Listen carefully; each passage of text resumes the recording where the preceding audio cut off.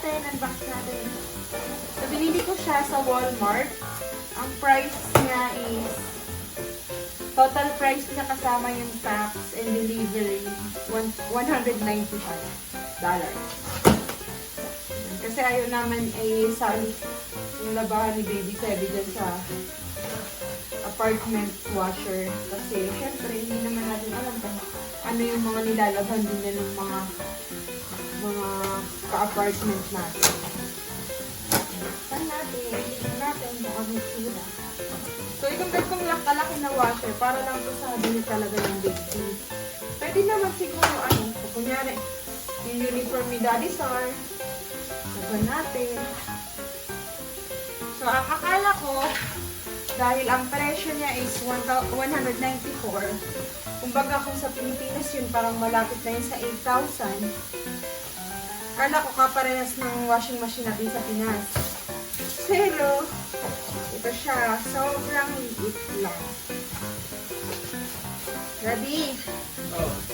Mabuhat. Mabigat. Hindi ko kaya. Mabigat. Buhatin ni Daddy Sam. Kala ko magaan lang kasi maliit lang siya. Ayan, ang cute oh. Parang laruan lang ng bata. Makikita nyo. Sobrang cute. Pero kompleto yung features niya. Kahit naman, siya, kompleto naman yung features niya. So, ayan. Buhatin na lang to ni Daddy Sar. Tingnan natin pag binuhat na ni Daddy Sar. Ganyan itsura niya. Nasa loob pa. Nagugas kasi siya ng bote. So, ayan. Washer. Then, meron dryer. Yun pala, yung order ko pala nito is color black. Kaso lang, ang dumating sa amin, color blue. Eh, syempre, ang tagal namin naghihintay. Ibalik pa namin. Mag-ano na lang tayo, mag-review na lang tayo. Honest review. Tingnan sila dito. Si Daddy Sar. Wala kang no choice. Wala kang no choice. Yan, ang gulo-gulo ng bahay namin ngayon dahil Si Sebi. Iyak na iyak. Nag-ano si Sebi. Ang tawag doon? Growth sprout. Yan. Buhatin na. Yan. Di ba? Ang laki. Hanggang tubig. Hanggang wala oh.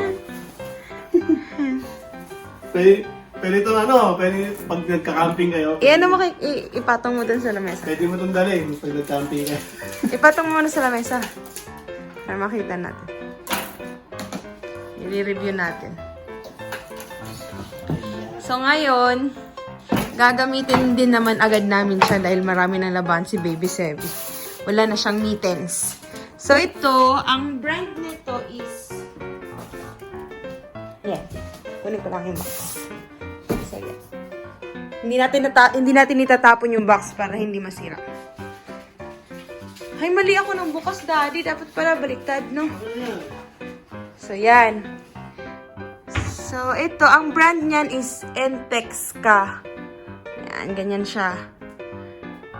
Yan. How I wish na meron din ito sa Pilipinas para naman, kunyari yung Pwede naman order sila dito.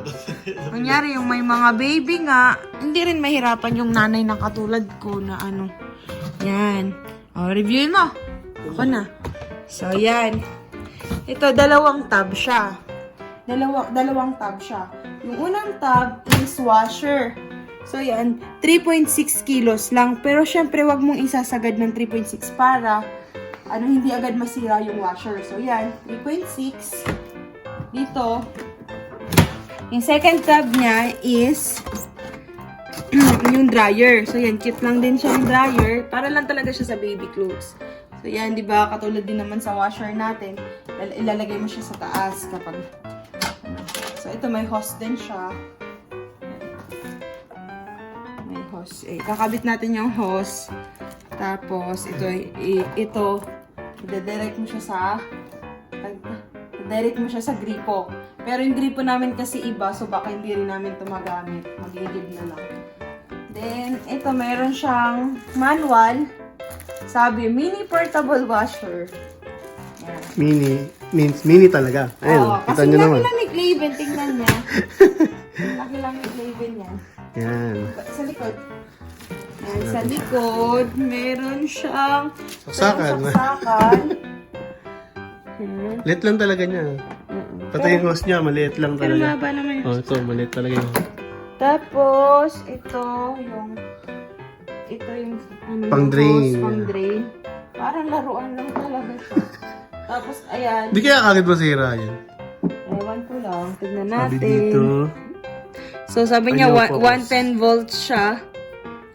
Wait lang, papokus natin ha. Iyan. 110 volts siya. Plus 50 hertz. So, yan. Dito namin siya nilagay sa bathtub kasi ganyan yung mga CR sa Canada. May bathtub. So, yan. Nilagay ko na yung mga damit ni Baby Sevi. Yan, ganyan siya. Kasi nagigib na akong tubig kasi yung namin, yung gripo namin hindi kasya dito. So, dahil kailangan na namin maglaba. So, nagigib ako ng tubig.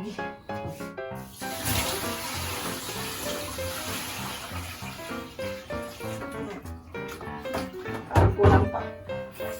Dagan pa natin. Yan, ang gamit namin sabon is Woolite Baby. For baby talaga siya. Hindi ko siya pupunuin. Kalahati lang kasi konti lang naman din yung load. Yan. Ano na. Sayang sabon. Kasi kailangan konti lang din kasi baka mangati si Baby Sevi. Sobrang dami sabon. Nagdagan natin ng tubig. Meron siyang dito eh. Ayan o. Hanggang dito lang sa may butas. Yan, kung makita nyo may butas. Hindi nyo siya papalagpasin doon. Yan. Ayan. So, close natin yung Ito try na niya ha. Tapos, papaikutin na natin. 15 minutes din pala siya. So, 15 minutes. Okay, 15 minutes. Try mo. O yan Yan. po, naririnig nyo, gumagana na po siya. Katulad din yung tunog sa atin. Ayan. Yan, tingnan natin kung gumagana talaga ang ating nabiling washing machine. So, ayan po. Hindi na ako mahihirapan maglaba, mga kaibigan. Hindi na siya tigasing tagalaba.